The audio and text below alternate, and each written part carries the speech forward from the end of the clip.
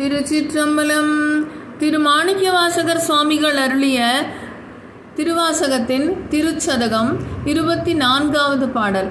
பேசிந்தாமீசனே எந்தாய் எந்தை பெருமானே என்று என்றே பேசி பேசி பூசிந்தாம் திருநீரே நிறைய பூசி போற்றியம் பெருமானே என்று பின்றா நேசத்தால் பிறப்பு இறப்பை கடந்தார் பிறப்பு இறப்பை கடந்தார் தம்மை ஆண்டானே அவா வெள்ளம் கள்வனேனை மாசு அற்ற மணிக்குன்றே எந்தாயென்றோ எந்தாயென்றோ என நீ ஆட்கொண்ட வண்ணம் தானே என்னை நீ ஆட்கொண்ட வண்ணம் தான்